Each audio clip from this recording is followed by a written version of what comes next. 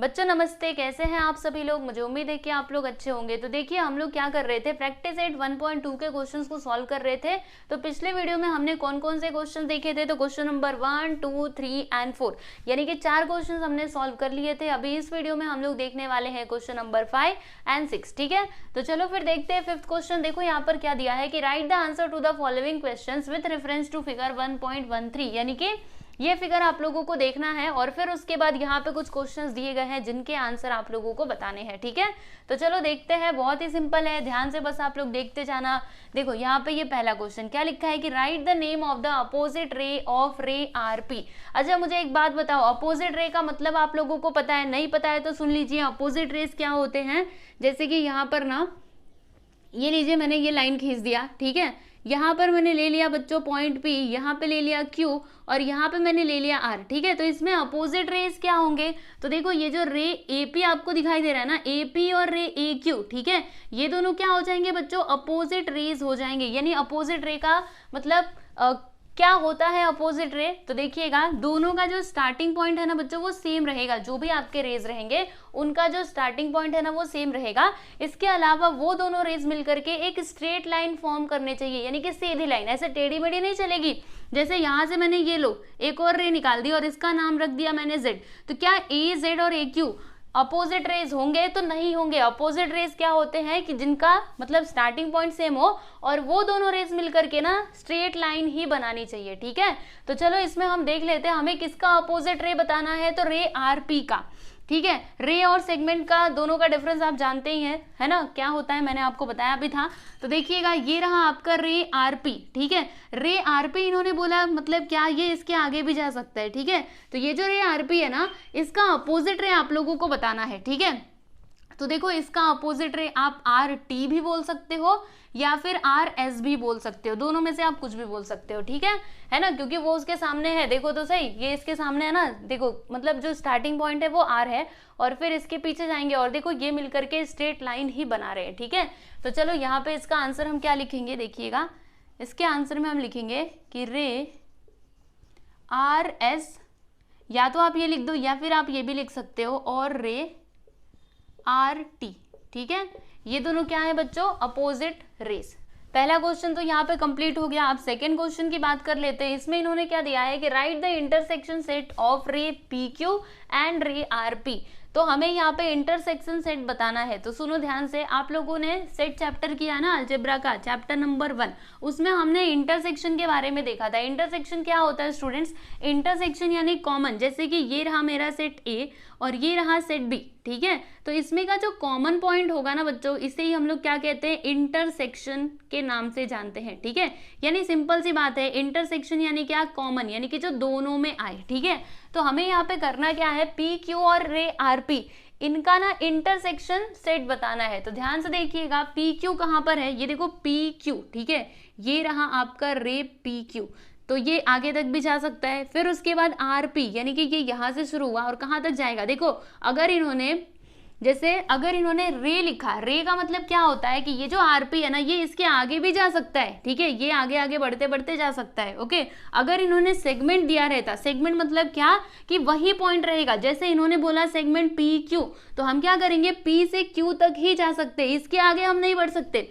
लेकिन अगर इन्होंने रे बोला, इसका मतलब क्या हुआ कि इसके आगे हम जा सकते हैं। ठीक है, तो क्या दिया यहाँ पे, पी क्यू मतलब ये, और आरपी, आरपी यानी क्या, ये जो रे है ना ये आगे भी बढ़ सकता है, यानी इस तरीके से ये आगे आगे भी जा सकता है। ठीक है, तो हमें इनका इंटरसेक्शन बताना है, यानी कि कॉमन बताना है जो दोनों ही रेस के अंदर आता हो। ठीक है, तो कौन सा वाला पोर्शन है जो दोनों में आ रहा है, तो देखो ध्यान से देखोगे तो आपको समझ में आएगा। ये वाला जो पोर्शन है ना students, this one, okay, P Q, ये दोनों में आ रहे हैं। कैसे, देखो आरपी अगर मैंने बोला तो ये पूरा आगे तक जाएगा ना, यानी इसके अंदर, ये आरपी के अंदर ये वाला पार्ट भी आया। इसके अलावा अगर मैंने पी क्यू बोला, पी क्यू, तो वो तो इसके अंदर आ ही रहा है ना, इसीलिए यहाँ पे इंटरसेक्शन सेट क्या हो जाएगा स्टूडेंट्स, ये हो जाएगा रे पी क्यू। ठीक है, क्लियर हुआ आपको, चलो लिख दिया जाए ना पक्का।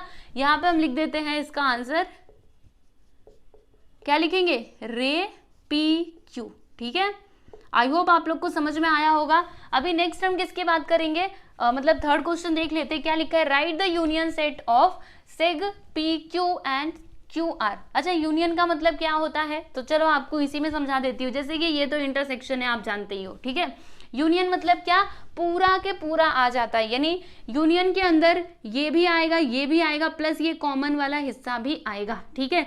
तो इसमें भी आपको यही करना है। सुनो ध्यान से, क्या लिखा है, segment P Q and Q R. तो पी क्यू और ये जो क्यू आर है ना, इनका हमें यूनियन बताना है। यूनियन का मतलब क्या, सब के सब, मतलब सब कुछ आना चाहिए, ठीक है। तो देखिएगा, पी क्यू और क्यू आर में कौन सा वाला हिस्सा है, मतलब कौन सा वाला पार्ट होगा जो दोनों में आएगा। दोनों में आने का मतलब क्या, मतलब देखो ये कॉमन वाला भी इसके अंदर आएगा, प्लस ए एंड बी दोनों, ठीक है, सब के सब आने चाहिए। तो कौन सा वाला हिस्सा यहाँ पर होगा, क्यू आर हो जाएगा, राइट। देखो इसके अंदर ये क्यू आर तो आ ही रहा है, जैसे यहाँ पर इन्होंने दिया है। इसके अलावा ये पी क्यू भी तो यहाँ पे आ रहा है, ठीक है। इसीलिए यहाँ पे यूनियन सेट क्या हो जाएगा बच्चों, क्यू आर, ठीक है। मेरी बातों को समझ पाए कि नहीं। यूनियन मतलब सब कुछ हमें लिखना होता है, इंटरसेक्शन यानी क्या, ओनली कॉमन पार्ट, ठीक है। तो इसीलिए हमने यहाँ पे इंटरसेक्शन वाले में ये लिखा था, ओके, और यूनियन वाले में हम क्या करेंगे, ये क्यू आर लिख देंगे, ठीक है। चलो लिख देते हैं इसका आंसर। आंसर क्या लिखेंगे, रे दिया था ना, रे नहीं दिया था, ठीक है। तो सेगमेंट दिया है तो सेगमेंट ही लिखिएगा, सेगमेंट। अच्छा देखो, ये सेगमेंट देने का मतलब क्या है कि ये इसके आगे पीछे नहीं जा सकता। जैसे इन्होंने बोला पी क्यू, तो पी से लेकर के क्यू तक ही जाना है, इसके आगे आप नहीं जा सकते। वैसे ही इन्होंने बोला क्यू आर, तो क्यू आर मतलब बस इतना, इसके अलावा इधर उधर नहीं जा सकते, ठीक है। तो इसमें यूनियन हो जाएगा आपका क्यू आर सेगमेंट। तो यहाँ पे हम लिखेंगे सेगमेंट क्यू आर, ठीक।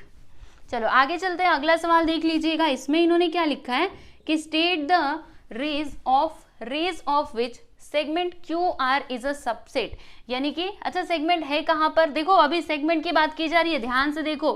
आपसे मतलब इन्होंने सेगमेंट की बात की है, लेकिन आपसे पूछा क्या है, रेज पूछा है, ठीक है। तो आपको ऐसे रेज बताने हैं जिनका सबसेट क्या हो, क्यू आर हो। अब ये सबसेट क्या होता है, सबसेट यानी क्या, उसी का पार्ट होना चाहिए, ठीक है। हम लोगों ने सबसेट के बारे में भी जाना था, जैसे कि मैं आपको बता ही देती हूँ। सुनो, यहाँ पर नहीं, इधर देखो, ये रहा सेट ए जिसके अंदर एलिमेंट्स हैं 1 2 एंड 3, ठीक है। फिर यहाँ पे बी जिसके अंदर एलिमेंट्स हैं 1 एंड 2, ओके। तो देखो यहाँ पे ये जो सेट बी है ना बच्चों, ये सबसेट हो जाएगा किसका, सेट ए का। क्यों ऐसा, क्योंकि देखो सेट बी के अंदर जो भी एलिमेंट्स हैं सब के सब सेट ए में प्रेजेंट है, प्लस एक्स्ट्रा एलिमेंट भी है, ठीक है। इसीलिए बी क्या हो जाएगा, सबसेट हो जाएगा, यानी बी क्या है, इसी का हिस्सा है, इसी मतलब ये यहीं से निकला है, ओके। तो समझ लीजिएगा यहाँ पर ये जो क्यू आर है ना, वो कौन कौन से रे में आ रहा है वो हमें यहाँ पर बताना है, ठीक है। तो देखिए आपको समझाती हूँ। देखो पहला तो आप लिख सकते हो क्यू आर। अगर मैंने रे क्यू आर बोला मतलब ये पूरा आगे तक जाएगा, ठीक है। तो रे क्यू आर के अंदर ये जो क्यू आर सेगमेंट है वो आ रहा है ना, यानी कि ये हम लिख सकते हैं, ठीक है। तो क्या लिखेंगे, रे क्यू आर, ठीक है। देखो इसको मतलब इसके कई सारे आंसर हो सकते हैं, तो आप चिंता मत करना कि पीछे के आंसर से हमारा मैच नहीं हो रहा, ठीक है। आपका आंसर राइट है, देख लीजिएगा, एग्जाम में आपको फुल नंबर मिलेंगे, ओके। तो बिल्कुल भी चिंता मत करो। क्या लिखेंगे, रे क्यू आर लिख दिया हमने, ठीक है। बाकी आप ये भी तो लिख सकते हो, क्यू आर की बात चल रही है ना, तो आप ये भी लिख सकते हो, क्यू से लेकर के एस तक ये भी आप लिख सकते हो। तो लिख दीजिए रे क्यू एस,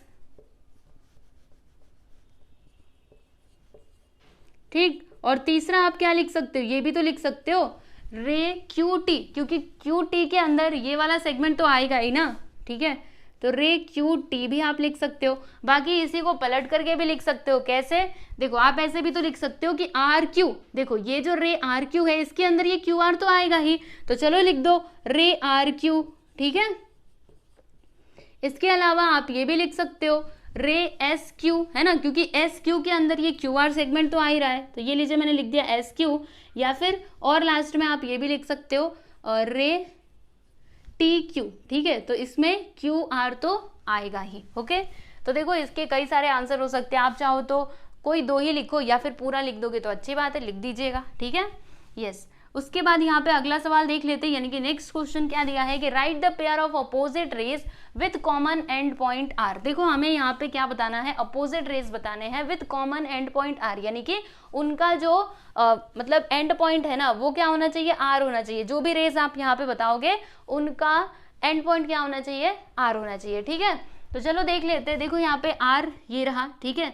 तो अभी इससे हमें अपोजिट रे बताने, यानी कि आमने सामने होने चाहिए, ठीक है। तो देख लीजिएगा, हम ये बता सकते हैं ना, आर पी और आर एस, देखो आर पी और रे आर एस, ये दोनों क्या है, अपोजिट रेज है। तो इसका आंसर लिख देते हैं हम आर पी एंड क्या था, आर एस, ठीक है।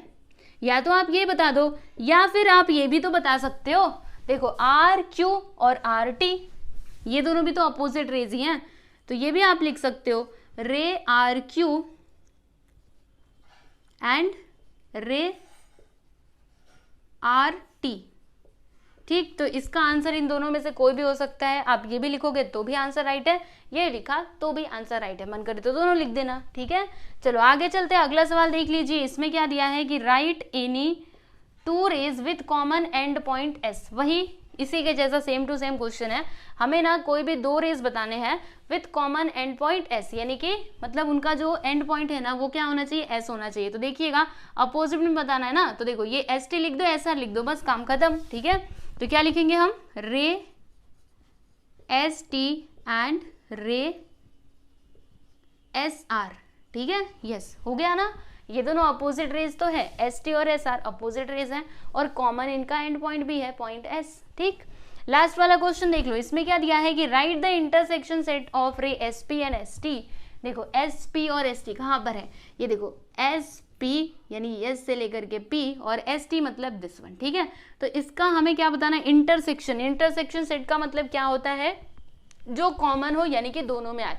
तो देखिएगा यहाँ पर कॉमन क्या है, ध्यान से देखो, ये एस पी और एस टी, देखो एस टी और ये एस पी, इसमें कॉमन क्या है, आप बोलेंगे कुछ भी नहीं है, लेकिन एक चीज यहाँ पे कॉमन है ना, ये वाला जो पॉइंट है ये देखो दोनों में आ रहा है, इसमें भी और इसमें भी, इसीलिए हम ये पॉइंट एस लिखेंगे, ठीक है। तो इसका आंसर क्या हो जाएगा स्टूडेंट्स, पॉइंट एस, ठीक ना, यस। तो यहाँ पर आपका फाइनली क्वेश्चन नंबर 5 जो है वो होता है कंप्लीट। तो इसको अच्छे से प्रैक्टिस करो, इसमें कुछ भी डिफिकल्ट नहीं है। देखो अगर आप लोगों ने सेट्स वाला चैप्टर नहीं पढ़ा है ना, तो आपको ये इंटरसेक्शन, यूनियन, सबसेट कुछ भी नहीं समझा होगा, ठीक है।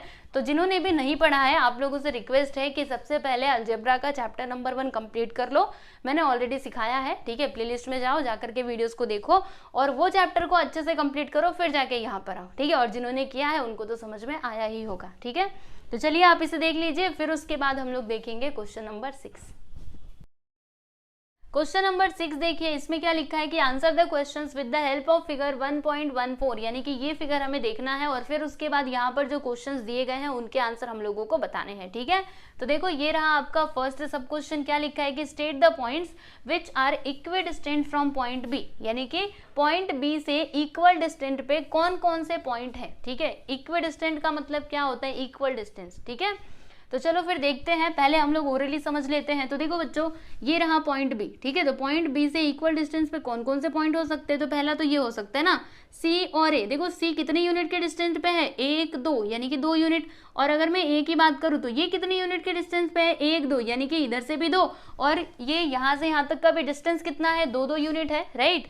मतलब पॉइंट ए और सी क्या है, इक्वल डिस्टेंस पे है, कहाँ से, तो ये पॉइंट बी से, ठीक है। तो पहला पेयर हमें मिल गया। अभी दूसरे की बात कर लेते हैं, और कोई पॉइंट है क्या जो पॉइंट बी से इक्वल डिस्टेंस पे हो। तो देखो स्टूडेंट्स, अगर मैं इसकी बात करूं तो ये 3 यूनिट के डिस्टेंस पे है, और अगर मैं ये वाले पॉइंट की बात करूं तो ये भी पॉइंट बी से 3 यूनिट के डिस्टेंस पे है। देखो 1 2 3 बराबर, और इधर से भी मतलब इधर से भी अगर आप देखोगे तो 1 2 3, ठीक है। तो देखो इस पॉइंट का नाम तो यहाँ पे दिया गया है वी, लेकिन इस पॉइंट का कुछ भी नाम नहीं है। अब नाम नहीं है तो क्या करोगे, तो इसको हम नहीं लेंगे, ठीक है, क्योंकि यहाँ पर उन्होंने नाम नहीं दिया, ठीक है। अब 4 यूनिट का देख लेते हैं। तो देखो यहाँ पे पॉइंट डी और पॉइंट बी, ठीक है, ये दोनों ना यहाँ से 4 यूनिट के डिस्टेंस पे है। इसका मतलब क्या हुआ कि इक्वल डिस्टेंस पे रहेंगे, यानी कि पी और डी हम लिखेंगे, ठीक है। तो कैसे होगा, चलो आप लोग को बताती हूँ इसका आंसर, ध्यान से देखिएगा। पहले हम एक काम करेंगे, पूरा अच्छे से लिख करके दिखाएंगे, हाँ ऐसे ही नहीं लिख देना है, पूरा अच्छे से लिख करके बताना है। देखो सबसे पहले हम बी से लेकर के सी तक का जो डिस्टेंस है ना वो हम यहाँ पे बताते हैं। तो इसके लिए क्या करना होगा, डिस्टेंस हम कैसे निकालते हैं, क्या करेंगे, पॉइंट बी और सी के जो कोऑर्डिनेट्स हैं वो हम लिखेंगे। तो देखिएगा यहाँ पे हम लिखते हैं कि the coordinates of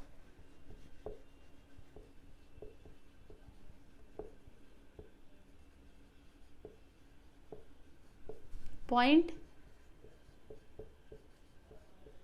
B and C are, चलो बताओ पॉइंट बी का कोऑर्डिनेट क्या है 2 एंड पॉइंट सी का कोऑर्डिनेट क्या है 4, ठीक है, यहां पे लिखते हैं रिस्पेक्टिवली।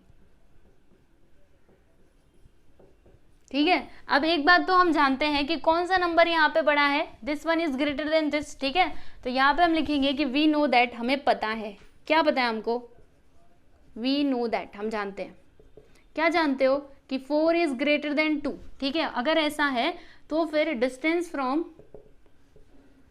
बी टू, क्या है, बी टू सी है ना, distance from B to C कितना हो जाएगा, 4 - 2 करो, बोलो कितना आएगा, 2 यूनिट, ठीक है, तो ये डिस्टेंस हमने निकाल लिया। उसके बाद अभी हम लोग बी से लेकर के ए तक का डिस्टेंस निकालते हैं, तो जैसे हमने इसको किया पूरा सेम प्रोसेस हमें यहाँ पर भी करना होगा। क्या लिखेंगे, the coordinates of point B and A are, point B का कोऑर्डिनेट क्या है 2 और ए का है 0 रेस्पेक्टिवली, ठीक है।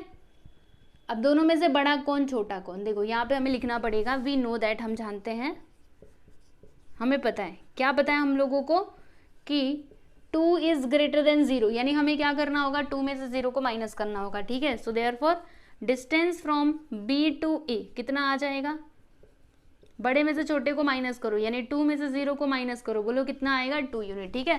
तो आप लोग देख सकते हो distance from B to C कितना आया, 2 unit, distance from B to A कितना आया, 2 यूनिट, दोनों के दोनों क्या है, इक्वल है, यानी हम बोल सकते हैं कि point A and C are equidistant from point B, ठीक है। तो देखो यहाँ पे हम लिखेंगे कि सिंस हमने अभी क्या देखा कि डिस्टेंस फ्रॉम बी टू सी ये किसके इक्वल है, डिस्टेंस फ्रॉम बी टू ए, ठीक है। सो देयरफॉर यहाँ पे हम लिख करके बताएंगे, क्या लिख करके बताएंगे कि ऐसे लिखेंगे ना, point A and C,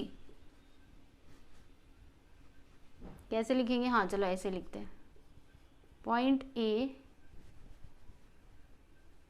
and point C are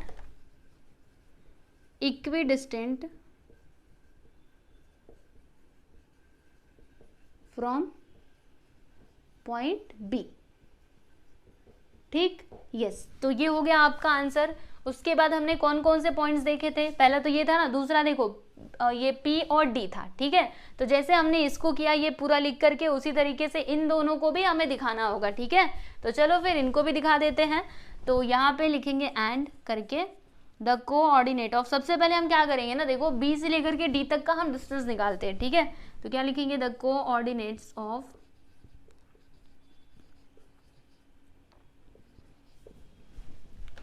point, the coordinates of point, यहाँ पे मैंने पॉइंट नहीं लिखा ना, ठीक है, लिख लीजिएगा, कहाँ पे लिखूँ, चलो एरो बना करके मैं इधर लिख देती हूँ, ठीक, समझ जाओगे ना। B एंड D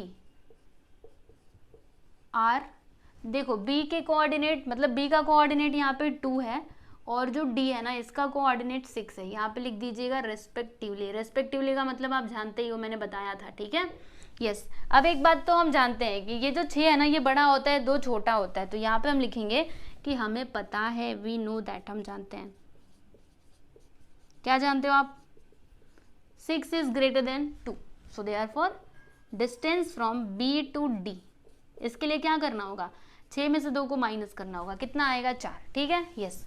उसके बाद B से लेकर के P तक का हम डिस्टेंस निकालेंगे, तो फिर से यही पूरा लिखो, क्या लिखोगे, यहाँ से लेकर के यहाँ तक वही लिखना है, बस वहाँ पे नाम आप चेंज कर दोगे, द कोऑर्डिनेट्स ऑफ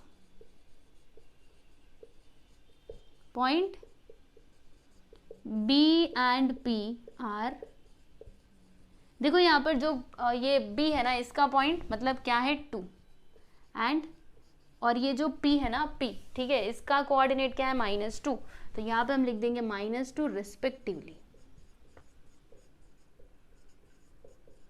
ठीक। अब एक बात तो हम जानते हैं कि ये जो 2 है ना ये बड़ा है और ये -2 छोटा है, जानते हो ना, प्लस वाला बड़ा रहता है, माइनस वाला छोटा रहता है, तो हम यहाँ पे लिखेंगे वी नो दैट। देखो बच्चों मैं बार बार क्यों लिख रही हूँ, ताकि आप लोग भी ऐसे ही लिखो एग्जाम में, ठीक है, अच्छे से पूरा प्रॉपरली लिख करके आने का, तभी तो आपको पूरे नंबर मिलेंगे ना। यस, ये मैंने कर दिया। उसके बाद देखो अगर ये इससे बड़ा है तो फिर distance from B to P कितना हो जाएगा, क्या करेंगे हम लोग 2 में से -2 को माइनस कर देंगे, तो क्या आएगा यहाँ पे 2 ब्रैकेट को ओपन कर दो तो माइनस माइनस मिल करके प्लस, 2 2 कितना होता है 4 होता है, यहाँ पे लिख दिया मैंने 4। ठीक है, तो यहाँ मतलब यहाँ पर हमने क्या देखा कि distance from B to D कितना है 4 और distance from B to P भी कितना है 4 यूनिट का ही है, यानी दोनों के दोनों इक्वल है ना, यानी हम बोल सकते हैं कि point P and D are equidistant from point B। ठीक है, तो चलो लास्ट में आंसर लिख देते हैं। यहाँ पे लिखेंगे कि सिंस, नीचे तक आप लोग को शायद दिखाई दे रहा होगा, नहीं दिख रहा होगा तो मैं उधर लिख दूं। चलो इसके आगे का मैं यहाँ पर लिख रही हूँ, आप लोग थोड़ा मैनेज कर लीजिएगा। ठीक है,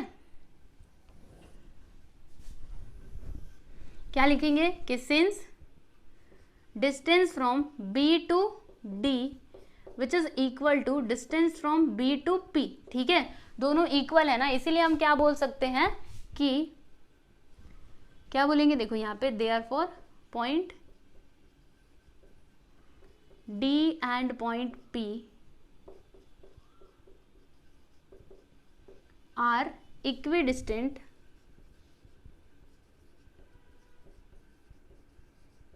फ्रॉम पॉइंट B। ठीक, यस, तो ये हो गया आपका आंसर। देख लीजिए यहाँ पर हमने फर्स्ट सब क्वेश्चन कंप्लीट कर लिया, ऐसे ही करना था। ठीक है, तो देखो इसको, फिर उसके बाद इसी में मैं आपको सेकेंड वन भी बताती हूँ। चलो अगला क्वेश्चन देखते हैं। तो ये रहा सेकेंड सब क्वेश्चन। इसमें क्या लिखा है कि right a pair of points equidistant from point Q, यानी कि पॉइंट Q से इक्वल डिस्टेंस पे जो भी पॉइंट्स रहेंगे वो हम लोगों को बताने हैं। ठीक है, जैसे हमने फर्स्ट सब क्वेश्चन को सॉल्व किया था सेम तरीके से इसको भी करना है। तो चलो आप लोग को समझाती हूँ, देखो ध्यान से। यहाँ पर पॉइंट U और L, ठीक है, देखो ये जो U है ना, ये Q से कितने यूनिट के डिस्टेंस पे, 1 यूनिट के, देखो यहाँ से यहाँ 1 यूनिट। फिर ये L कितने यूनिट के डिस्टेंस पे, ओनली 1 यूनिट, यहाँ से यहाँ 1 यूनिट। ठीक है, तो ये भी 1 यूनिट, ये भी 1 यूनिट, यानी यहाँ से यहाँ तक का डिस्टेंस सेम है और यहाँ से यहाँ तक का भी डिस्टेंस सेम है, राइट। तो ये दोनों मिल गए ना हमें पॉइंट्स। इसके अलावा ये दोनों पॉइंट्स भी मिलेंगे, देखो P और R। P कितने यूनिट के डिस्टेंस पे, 1 2 यूनिट के, और ये जो R है ये Q से कितने यूनिट के डिस्टेंस पे, 1 2, यानी ये भी 2, इधर भी 2, इधर भी 2, मतलब ये दोनों आपस में क्या हो जाएंगे, इक्वल डिस्टेंस पे है ना Q से। तो दूसरा भी पेयर हमको मिल गया R और P का। ठीक है, अभी लिख करके कैसे दिखाओगे, तो सबसे पहले हम लोग क्या करेंगे ना, यहाँ से लेकर के यहाँ तक का डिस्टेंस निकालेंगे, फिर यहाँ से यहाँ तक का। तो चलो लिखते हैं, क्या लिखेंगे, the coordinates of point Q and U। ठीक है, चलो पॉइंट Q का कोऑर्डिनेट क्या है, -4। आप बोलेंगे U का क्या है, ये तो सिंपल है, -4 के आगे जाओगे तो मतलब पीछे जाओगे तो क्या आएगा, -5 आएगा ना। इसका बताओ, तो देखो -2 के इधर जाओगे तो -3 आएगा। वैसे ही अगर मैं इसका पूछूं तो -1 आएगा। ठीक है ना, नहीं लिखा था तो क्या हुआ, लेकिन बाकी के तो पॉइंट्स दिए थे तो उनकी मदद से हम लोग ये पॉइंट के कोऑर्डिनेट का पता लगा सकते हैं। ठीक है, क्योंकि हम जानते हैं कि नंबर लाइन पे कौन कौन से नंबर्स होते हैं। ठीक, तो देखिएगा U का कोऑर्डिनेट क्या है, -5, राइट। फिर उसके बाद हम क्या लिखेंगे, वी नो दैट, हमें पता है कौन नंबर बड़ा कौन छोटा। तो माइनस वाले में क्या होता है, जो छोटा दिखे वही बड़ा होता है, यानी कि यहाँ पर ये जो है ना -4 इज ग्रेटर देन -5। ठीक है, जो बड़ा नंबर होता है उसमें से हमें छोटे वाले को माइनस करना होता है डिस्टेंस निकालने के लिए। So therefore distance from Q to U कितना हो जाएगा, -4 माइनस -5, तो बोलो कितना, -4 माइनस +5 1। ठीक है, 1 यूनिट यहाँ पर आ गया। उसी तरीके से हम लोग ना Q से लेकर के L तक का भी डिस्टेंस निकालेंगे। क्या लिखेंगे, द कोऑर्डिनेट्स ऑफ पॉइंट, कौन कौन से पॉइंट हैं, तो एक तो Q, मैंने क्या लिखा है, रुको, the coordinates of point Q and L are, देखो Q का कोऑर्डिनेट क्या है, -4, एंड ये कुछ ज़्यादा ही पास हो गया, और ये जो L है ना इसका कोऑर्डिनेट क्या है, -3 रिस्पेक्टिवली। अब एक बात तो हम जानते हैं, कौन नंबर बड़ा कौन छोटा, -3 बड़ा, -4 छोटा। ठीक है, तो यहाँ पे हम लिखेंगे -3 is greater than -4। So therefore distance from Q to L कितना हो जाएगा, बड़े में से छोटे को माइनस करना होता है ना, यानी कि हम क्या करेंगे, -3 में से माइनस करेंगे -4 को, तो -3 माइनस मिल करके 4, तो कितना आएगा, 4 में से 3 गया तो 1। ठीक है, तो आप लोग देख सकते हो यहाँ पर जैसे यहाँ से यहाँ तक का डिस्टेंस कितना आया 1 यूनिट, और यहाँ से यहाँ तक का भी डिस्टेंस कितना आया 1 यूनिट आया, तो यहाँ पे हम लिखेंगे कि since distance from Q to U ये इक्वल है किसके, distance from Q to L, ठीक है। और अगर ऐसा है तो फिर कौन कौन से पॉइंट्स इक्वल डिस्टेंस पे होंगे ये Q से, तो U और L, क्या लिखेंगे, पॉइंट U एंड L। एक मिनट, मैंने यहाँ पे कुछ लिखा था कि नहीं, लिखा होगा शायद, अच्छा, point U and point L are equidistant from point Q, ठीक, यस। तो ये है बच्चों आपका आंसर। इसके अलावा हमने ये दोनों पॉइंट्स भी देखे थे ना, तो उन्हें भी लिख करके दिखाना पड़ेगा। क्या लिखेंगे, and the coordinates of point, कौन कौन से पॉइंट रहेंगे, तो R और Q, ठीक है, Q और R। पहले हम यहाँ से यहाँ तक का डिस्टेंस निकालेंगे, फिर यहाँ से यहाँ तक का, और फिर जाके दोनों को इक्वल दिखाएंगे, ठीक है। तो क्या लिखेंगे, point Q and R। Q का कोऑर्डिनेट क्या है -4 और R का कोऑर्डिनेट क्या है -6 रिस्पेक्टिवली, ठीक है। अब एक बात तो हम जानते हैं कि -4 जो है ये बड़ा होगा -6 से, सो देयरफॉर अगर मुझे इनका ये डिस्टेंस निकालना है, distance from Q to R, तो बड़े में से छोटे को माइनस करना होगा, यानी -4 माइनस -6, तो माइनस माइनस मिलकर के क्या हो जाएगा, प्लस हो जाएगा ना। तो -4 माइनस माइनस प्लस 6 माइनस 4 करेंगे तो यहाँ पे आ गया 2, ठीक है। फिर उसके बाद हम क्या करेंगे, यहाँ से लेकर के यहाँ तक का डिस्टेंस निकाल लेते हैं। तो क्या लिखेंगे, द कोऑर्डिनेट्स ऑफ पॉइंट, कौन कौन से पॉइंट रहेंगे, तो पॉइंट Q एंड दूसरा पॉइंट है P, ठीक। तो Q का जो कोऑर्डिनेट है वो है -4 और P का है -2, ठीक है। अब एक बात तो हम जानते हैं कि -2 बड़ा है, -4 छोटा है। We know that -2 is greater than -4, so therefore अगर हमें इनका डिस्टेंस निकालना है, distance from Q to P, then हमें बड़े में से छोटे को माइनस करना होगा। तो यहाँ पे हम लिखेंगे कि -2 माइनस -4, माइनस माइनस मिलकर के देखो माइनस माइनस प्लस हो जाएगा, यानी -2 + 4, समझा ना, माइनस माइनस प्लस होता है। फिर 4 में से 2 को माइनस कर देंगे तो +2 आएगा। तो आप लोग देख सकते हो यहाँ से यहाँ तक का डिस्टेंस भी 2 यूनिट, यहाँ से यहाँ तक का डिस्टेंस भी कितना आया, 2 यूनिट ही आया, दोनों बराबर आए ना। तो यहाँ पर हम क्या लिखेंगे कि सिंस अभी हमने देखा कि distance from Q to R ये इक्वल है distance from Q to P, ठीक है। और अगर ऐसा है तो फिर हम क्या लिख सकते हैं, so therefore point R and point P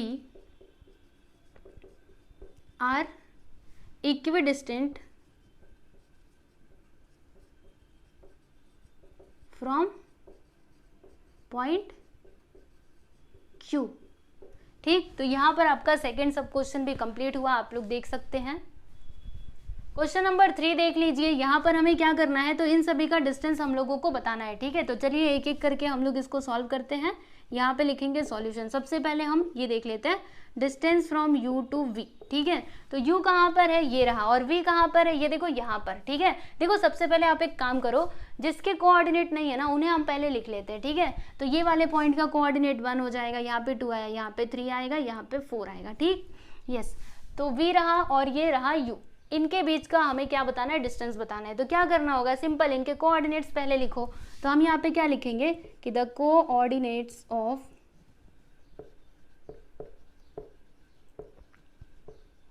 point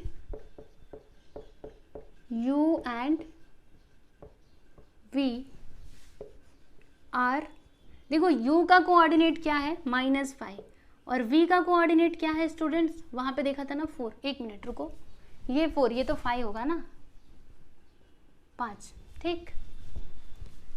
V, हाँ, U का कोऑर्डिनेट -5 एंड V का कोऑर्डिनेट, U का तो मैंने ये लिख दिया, V का कितना +5 रिस्पेक्टिवली। अब एक बात लिखिए कि वी नो दैट, हम जानते हैं, क्या जानते हैं, कौन सा बड़ा कौन सा छोटा, तो प्लस वाला बड़ा और माइनस वाला छोटा, यानी कि +5 इज ग्रेटर देन -5। तो अगर मुझे इन दोनों के बीच का डिस्टेंस बताना रहेगा, U और V के बीच का, देखो ये U है, दोनों एक साथ ही दे दिए ना इन्होंने, हाँ अब पता चल रहा होगा। तो क्या करेंगे, बड़े में से हम लोग छोटे नंबर को माइनस करेंगे। तो माइनस माइनस क्या होते हैं, मतलब देखो माइनस माइनस मिलकर के प्लस हो जाएगा, +5। देखो यहाँ पर कितना आ जाएगा बच्चों, 10, यानी कि इन दोनों के बीच का डिस्टेंस कितना है, 10 यूनिट का। चाहो तो आप काउंट करके भी देख सकते हो, यहाँ से यहाँ तक जाने में आपको 10 कदम ही चलने पड़ेंगे, ठीक है। चलो मैं आपको चल करके बताती हूँ। है ना। सपोज करो यहाँ पे कोई फ्रॉग है, ठीक है, वो कूद रहा है और वो एक बार में ना 1 यूनिट तक ही कूद सकता है, ठीक है। ऐसे ना जब छोटे होते थे तो ऐसे एक्टिविटी करवाई जाती थी, ये नंबर वगैरह सिखाने के लिए, तो चलो आपको वैसे ही करवाती हूँ। यहाँ पे फ्रॉग है, ठीक है, वो एक बार में 1 यूनिट ही कूद सकता है, ठीक है। तो देखते हैं कि यहाँ से यहाँ तक जाने में उसको कितने बार कूदना पड़ेगा, ठीक है। तो पहले वो यहाँ से जंप करता है, इस पे आया 1 हुआ, ठीक है, फिर यहाँ से यहाँ पे आया 2 और फिर यहाँ से यहाँ पर आया वो फ्रॉग 3, फिर ये 4 5 6 7 8 9 10, ठीक है। उसको कितने बार कूदना पड़ेगा? 10 बार, वही तो है यहाँ पर, ठीक, सिंपल था ना। चलो अब अगला देख लेते हैं, यानी कि सेकेंड वन, ये तो पहला था, यहाँ पे डाल दो, क्या लिखोगे? फर्स्ट वन, ठीक है। अब ये रहा सेकेंड वन, हमें बताना है distance from P to C। P कहाँ पर है? ये रहा, और C कहाँ पर है? वो रहा, ठीक है। तो चलो यहाँ पे हम क्या लिखेंगे स्टूडेंट्स कि the coordinates of point P and C are, देखो पॉइंट P का कोऑर्डिनेट क्या हो जाएगा? -2, तो यहाँ पे लिख देंगे -2, और जो C है ना इसका कोऑर्डिनेट क्या हो जाएगा? +4, तो यहाँ पे लिख दिया 4 रिस्पेक्टिवली, ठीक। अब एक बात तो हम जानते हैं बहुत अच्छे से, वी नो दैट, हमें पता है, बोलो हमको क्या पता है? कौन बड़ा कौन छोटा हम जानते हैं। ये जो 4 है ना ये ग्रेटर है और -2 छोटा है, ठीक है। तो अगर हमें इनके बीच का डिस्टेंस बताना है, distance from P to C, तो क्या करना होगा? बड़े में से हमें छोटे नंबर को माइनस करना होगा। अब माइनस माइनस क्या होता है? देखो माइनस माइनस +2 हो जाएगा, दोनों को जोड़ दो 6, यानी कि इन दोनों के बीच में कितने यूनिट का डिस्टेंस है? 6 यूनिट का। चलो एक बार फिर से फ्रॉग को जंप करवाते हैं।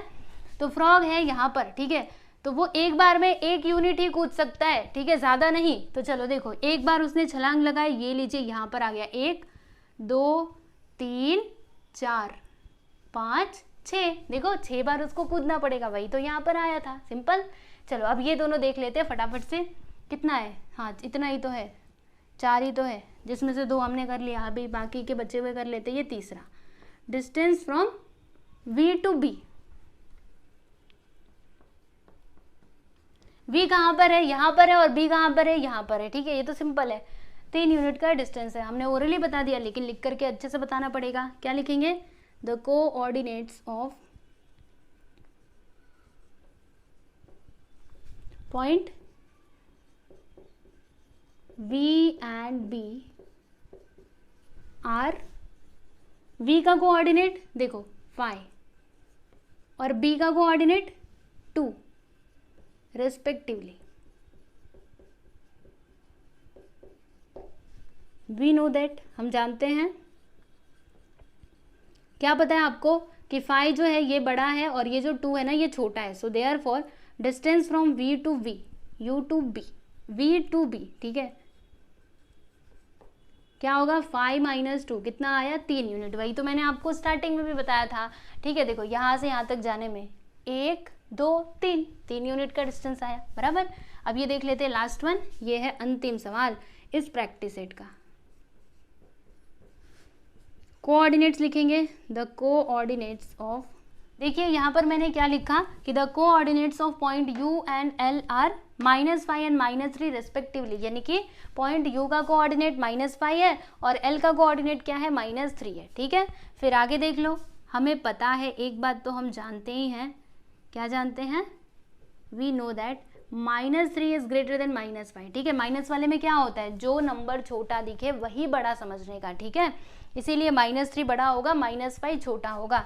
अब इनके बीच का हमें डिस्टेंस बताना है ना, तो distance from U to L क्या हो जाएगा? -3, इसमें से हम माइनस कर देंगे -5 को, तो देखो -3 माइनस माइनस मिलकर के यहाँ पर क्या हो जाएगा? +5, ठीक है।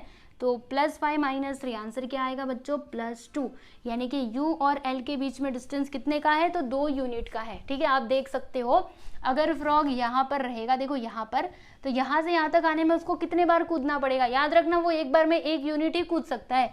तो यहाँ से यहाँ पर पहुँचा 1, यहाँ से यहाँ पर पहुँचा 2, खत्म, ठीक है। यस, तो फाइनली आपका ये क्वेश्चन नंबर 6 हुआ कंप्लीट, ठीक है। और इसी के साथ ही हमने प्रैक्टिस सेट 1.2 को कर लिया है पूरा के पूरा कंप्लीट। और अगर आपको इसकी PDF फाइल चाहिए तो टेलीग्राम चैनल में जाकर के सर्च करो, आपको मिल जाएगा। फिर आप जब भी आपको नोटबुक वगैरह कंप्लीट करनी है तो आप उसमें से कर सकते हैं, ठीक है ना। और वीडियोस आपको कैसे लग रहे हैं वो भी आप हमें कमेंट करके ज़रूर बताइए। बाकी और कुछ अगर आपको पूछना है तो वो भी आप पूछ सकते हैं, ठीक है ना। तो चलिए फिर मिलेंगे हम लोग नेक्स्ट वीडियो में। ओके, चलो बाय एवरीवन।